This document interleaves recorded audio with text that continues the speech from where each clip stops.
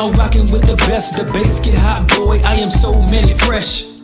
I talk cash money like I'm Birdman. Tackle topic straight on, no swerving. All facts is what I'm serving. No one's better or more deserving than me. I bring that heat like Miami on a whole nother level like I'm Otani. I prove points by helping you visualize, using data that's analyzed by eagle eyes. Get your mind right and act like you know. You are now tuned into the Real Untouchable podcast.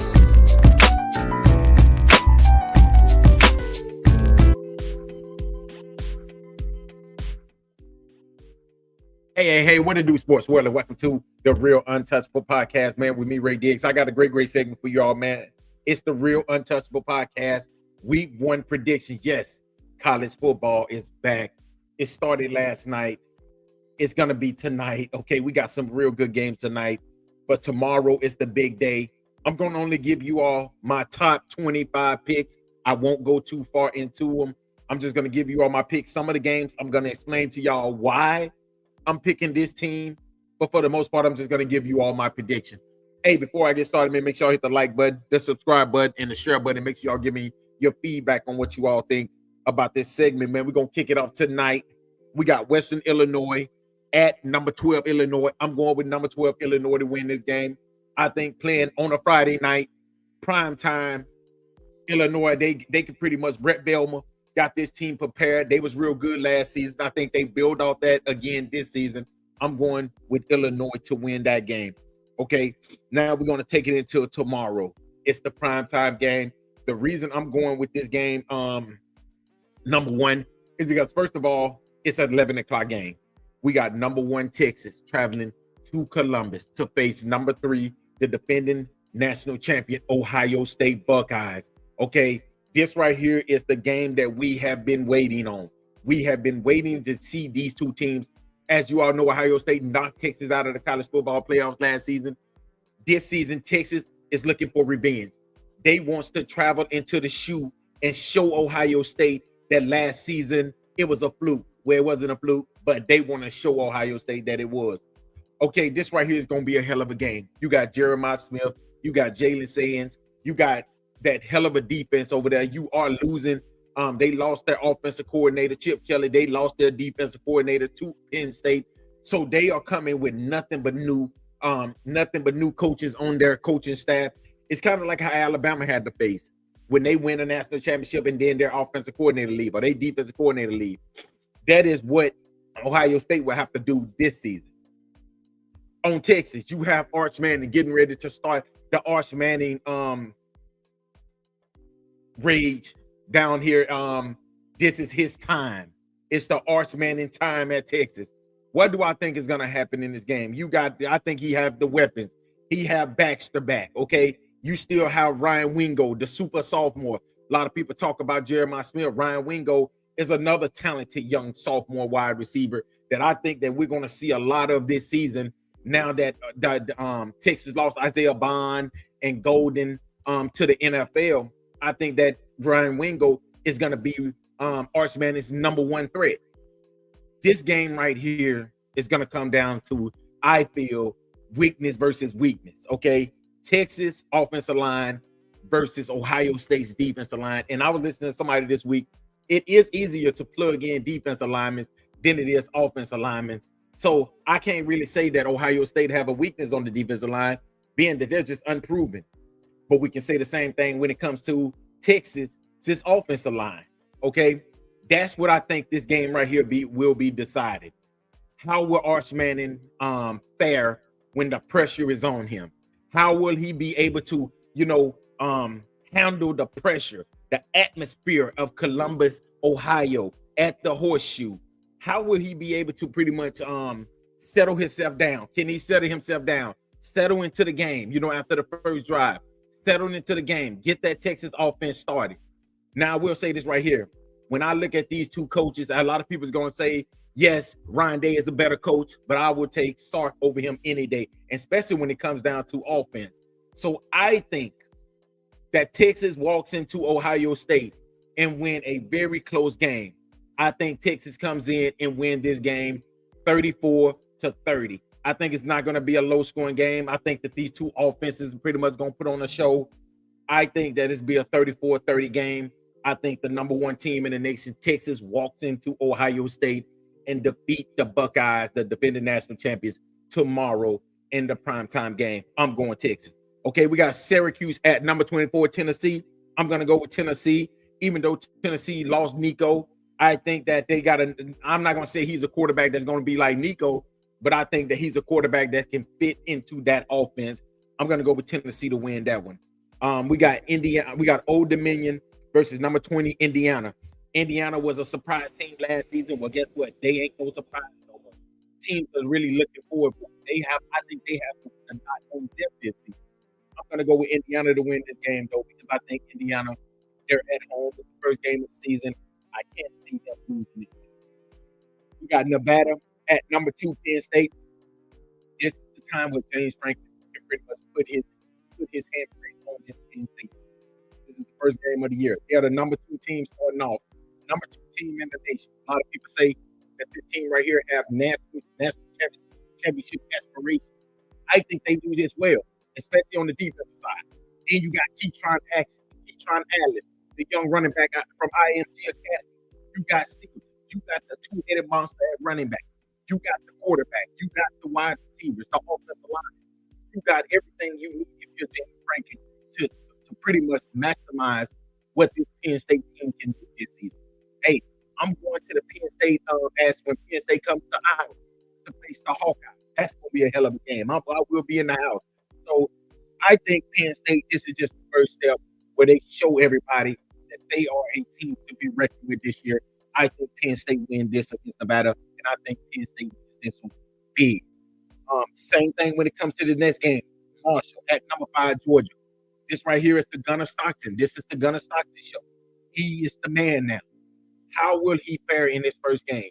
Well, this is actually his first collegiate start for Georgia. I think that he puts on the show. I think that you got Zachariah Branch. A lot of people who know me know I'm a big Zachariah Branch fan. I think that Zachariah Branch could possibly be one of the best wide receivers in the SEC, if not all of college football. The kid came from the USC. I think that him and Gunnar Stockton can be a dynamic duo. It's going to start tomorrow against Marshall.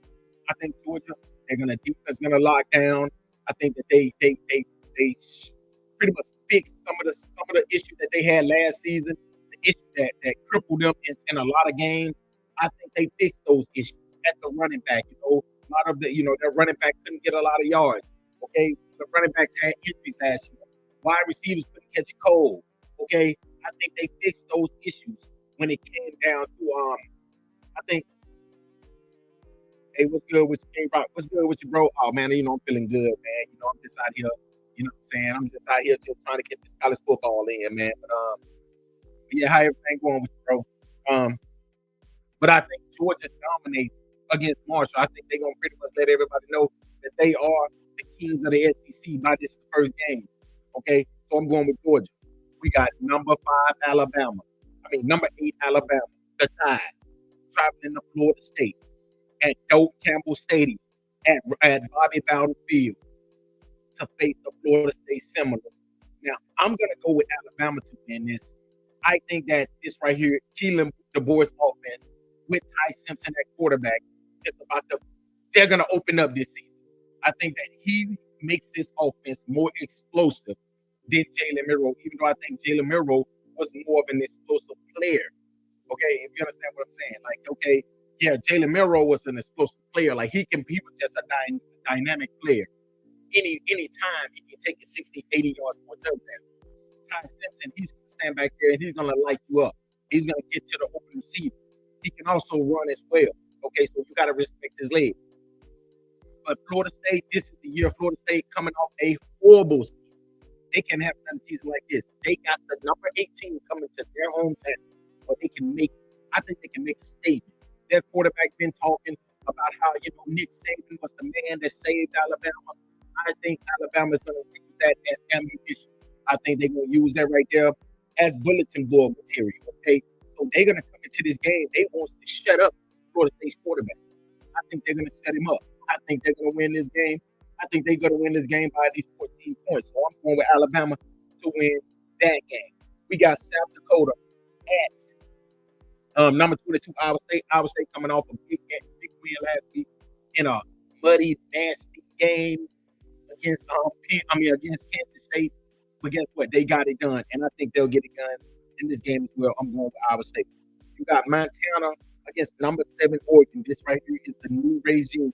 This right here, the Dante Moore regime gets ready to start at quarterback for for Oregon. Okay, when I look at Oregon, right, Oregon had a big injury in the fall camp, well, in the summer camp. Evan Stewart went down with a knee injury, so he's out for the season. Will that matter? You got Dickey, the 5-star recruit. They kicked him off the team indefinitely. Will that matter? I think that Oregon is built like an SEC school. I think that Oregon has everything you need to win a national championship. They got the offensive line. They got probably one of the best offensive line in college football. They got the running backs, okay? But the wide receiver position is what I'm worried about. Can their wide receivers hold up for a season? They got the defensive line, the linebackers, the secondary. They got everything that a team needs to challenge for the Big Ten and the national championship to try to get to the college football playoff. But I'm worried about that wide receiver position. Yes, they have Decorian Moore, the kid that came from Duncanville High School. A lot of people that know me, I'm a big Decorian Moore fan. I think that this kid is dynamic. I think that he's going to do dynamic things this year. It won't surprise me if he goes over 1,000 yards as a freshman wide receiver, bearing that injuries or anything. But this kid right here can be special. But I'm worried about their depth at the wide receiver position. But I'm looking forward to them winning tomorrow against Montana. Okay, we got Illinois State against number 18, Oklahoma. I'm going with Oklahoma. We got Long Island at number 15, Florida. It's DJ Lagway. This is his time. I think that Florida is going to be better than people think they are. I think that DJ Lagway could be the best quarterback in the SEC, if not the nation. I won't say the nation because there's some quarterbacks that I like. I like Clemson's quarterback, Cade Klubnik. I like him as the best quarterback. I like Lenore Seller. I think he is probably the best quarterback in college football. But DJ Lagway, this is his time. He's a sophomore this year. I think that he can move that Florida offense to the next level. Okay, and I think that that's why they will beat the brakes off of Long Island tomorrow. I think it's going to be a short night for DJ Lagway. I just hope that this kid can stay healthy. That's going to be his only issue. But if he stays healthy, I think that this Florida team can be very, very, very dangerous. I'm going Florida. Okay, we got North Dakota at Kansas State. Kansas State coming off a nasty loss last week with nothing but fumbles, turnovers, bad plays. I think they recovered this week. They got to recover this week, honestly. Kansas State cannot lose 2 straight games. If they lose this game right here, their season is damn near over with. Okay, but I think that they'll win this game right here and get back and get that one win in the win column. We got University of Texas, San Antonio at Texas A&M, number 19, Texas A&M. I think Texas A&M take care of business. I think they dominate this game. We got East Texas against number 16 SMU. SMU coming off a monster season last year in which they went to the college football playoffs. They were started off against East Texas. I think SMU wins this game.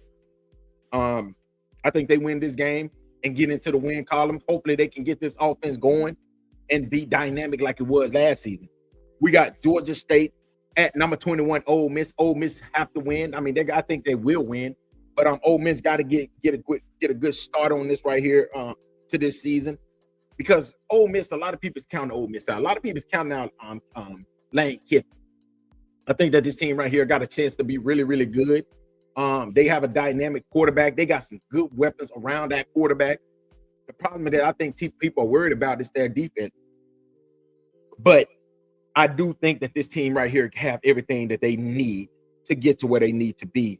I think Ole Miss wins this game big against Georgia State. Okay, we got Arkansas Pine Bluff at Texas Tech, number 23, Texas Tech. I think Texas Tech is going to blow the doors off, kind of like how um, Missouri did to Conway last night. UCA pretty much blew the doors off, 61-6. I think this what type of game this right here would be as well. We got New Mexico against number 14 Michigan. This right here is the start of the Bryce Underwood. This is his time, okay? This is the start of his of when he takes over the Michigan reins. I think that Bryce Underwood I think he's gonna look really good. I think Michigan is gonna win. They're gonna take it slow. I think that this Michigan team should take it slow, week by week. Get this kid pretty much ready for when the Big Ten conference game starts to hit. I think, just looking at this team, this right here could be a very dangerous team, knowing that they have a quarterback that can do both pass and run, but he's also still a true freshman. So we got to lay it down. We got to pretty much push it down a little bit because we're dealing with a true freshman. But I will say this, I got a feeling that Michigan dominates this game tomorrow, okay? And then the last game, the game of the week. Well, actually, it's not the game of the week. It's the game of tomorrow, the primetime game. We got number 9 LSU traveling to number 4 Clemson, Death Valley. These two teams has been going back and forth about who is the real Death Valley. Well, hell, we will find out tomorrow night. We will find out which one of these teams have. Well, we already know how hard it is to play at LSU. We know how hard it is to win at Clemson as well. But we're gonna find out tomorrow. Can LSU finally get a win in week 1, the first game of the season? Because they are 0-5. They haven't won the last 5 opening night games. The last time they won a week 1 game was when Joe Barrow's the quarterback. So that just tell you how long it's not that long, but it's been a long time. So this team, LSU, have to come out there and make noise. They got to come out there with their defense, and they got to make Cade Klubnik. They have to make him uncomfortable, because if they let him set in with those receivers and those weapons, I think it could be a long night for this defense. And I honestly feel like when I look at both of these defenses, Harold Perkins is returning. A lot of people ain't talking about Harold Perkins. Harold Perkins was one of the best defensive linemen in all of college football. He's returning. Weeks is returning, okay? So these teams have players that are returning. So when I look at these two teams, honestly, they're more evenly matched than people think. Now, I will say Clemson have some dominant defensive linemen. They have defensive linemen that's definitely going in the top 15 picks. 2 of them. Okay. Then you got Cade Klubnik. You have a quarterback. Yes, they have they have Ness Meyer over here on LSU. They have Aaron Anderson. I think Aaron Anderson's gonna have a big year if he bearing any injuries. I think that Aaron Anderson is gonna have a monster year. Okay. They have everything. And then they have also Caden Durham.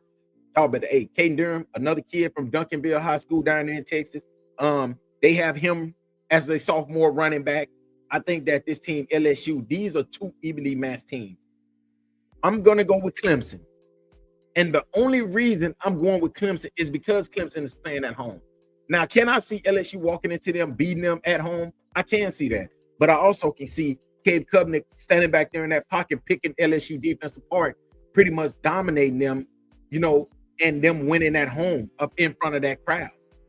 That's the only reason why I'm going with Clemson to win tomorrow's showdown between LSU. I'm going with Clemson to win that one. Okay. And then on Sunday, we got Virginia at South Carolina. Y'all just heard me talk about Lenore Seller, the best quarterback in all of college football, possibly. Okay. This right here, where he started his reign at South Carolina. This most likely his last season there. So I think that he need to get it started. They're at home. It's going to be a big game. I'm going with South Carolina to win this game. Okay. And then the last game of the week is another barn burner. Okay. We got number 6 Notre Dame going to number 10 Miami. Now I'm going to go with Miami to win this game. Or actually, I'm going with Notre Dame to win this game. I know that it's going to be a difficult game. I think that Miami have the best offensive line in college football. They have a new quarterback. They don't have Cam Ward anymore, but they have the Georgia transfer. So they have everything they need. They got the weapons. They got the receivers. I think their receivers is better this year than it was last season. Okay. So they got the receivers to pretty much, do everything that they need. Okay. They got the best offensive line. They got a hell of a defensive line. What I'm worried about is I'm worried about their linebackers in secondary. That's what I'm worried about when it comes down to Miami. When I look at Notre Dame, they always have a good defense. Like, we don't have to worry about their defense being good. They always have a good defense. They got CJ Carr at the quarterback position. Then you also have Jeremiah Love, who's probably the best running back in college football. Then you have Jaden Greathouse. You got a big physical wide receiver. That's the kid down there from Westlake High School down there in Texas. I was watching him ever since he was like in the 10th grade. So he's going to step up as probably the number 1 or number 2 wide receiver for this Notre Dame team. I think just by coaching, I have to go with Notre Dame when it comes to coaching. If it's 2 even teams, it's kind of just like when I was picking the LSU Clemson game. It's kind of like that one. I have to go with coaching, when it's an even team. That's the same thing with Clemson. I had to go with Dabo over Brian Kelly because I think Dabo just a better coach than Brian Kelly. Okay. Same thing here. I just feel like Notre Dame's coach is just a better coach than Mario Cristobal. That's just my opinion, So that's the reason why. That's another one of the biggest reasons why I'm going to go with Notre Dame to travel into Miami and beat the Miami Hurricanes. Okay. But hey, that's right there pretty much is my prediction for the first week in college football. The first week, I know it's kind of long. I wasn't trying to make it that long, but I did. But this right here is the week 1 predictions, the Real Untouchable podcast, man. Thank y'all again for listening to another great segment. Until next time, man, y'all have a great Friday on our Labor Day weekend. Hey,